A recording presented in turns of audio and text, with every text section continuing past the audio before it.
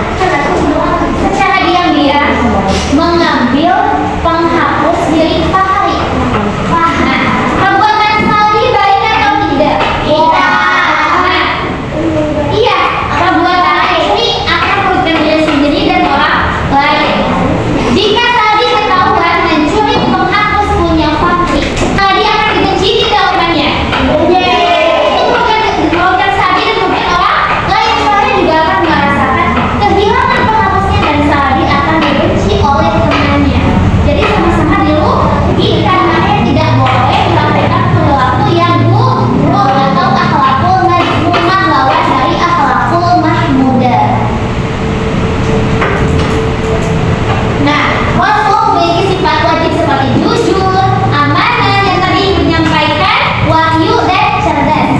Sebaliknya ada sifat yang mustahil juga untuk masuk, yaitu tadi sudah dibahas apa saja? Iri, khianat, hikmah, dan oke. Nah, selanjutnya kita akan membahas tentang kizib. Yang pertama yaitu bohong atau dusta. Kizib artinya berdusta atau berkata bohong. Rasulullah mustahil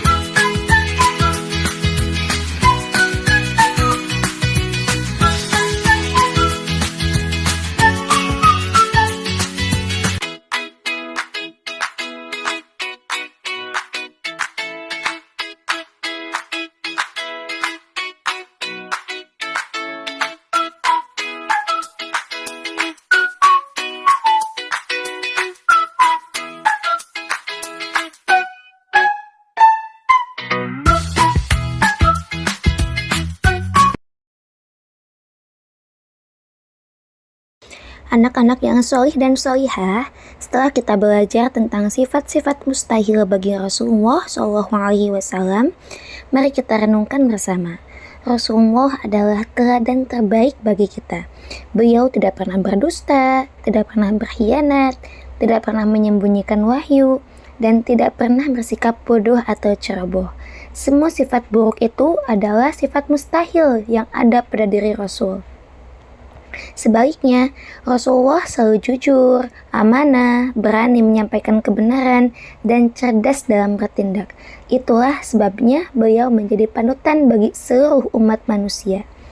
Dalam kehidupan sehari-hari, kita harus berusaha menjauhi sifat tercela seperti berbohong, tidak menjaga amanah, menyembunyikan kebenaran, atau bertindak ceroboh. Mulailah dari hal kecil seperti jujur kepada orang tua dan guru, menjaga titipan teman, berani menyampaikan kebenaran meskipun itu sangat sulit, serta berpikir sebelum bertindak.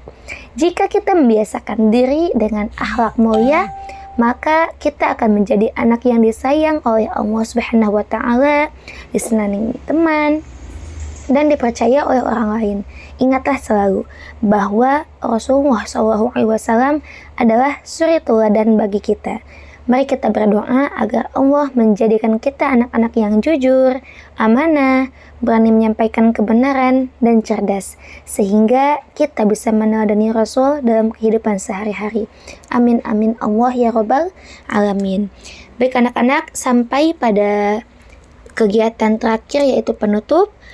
Mari kita tutup pembelajaran pada kegiatan yang berbahagia ini dengan pembacaan hamdalah dan doa penutup majlis bersama-sama. Baik, sikap berdoa, tangan diangkat, kepala ditundukkan. Ucapkan hamdalah bersama-sama. Alhamdulillahi Rabbil Alamin. Subhanakallahumma wa bihamdika Ashhadu an la ilaha illa anta astaghfiruka wa atubu ilaih. Sekian yang dapat Ibu sampaikan. Mohon maaf apabila banyak kesalahan. Billahi taufiq wa hidayah wa ridha wa inayah. Wassalamualaikum warahmatullahi wabarakatuh.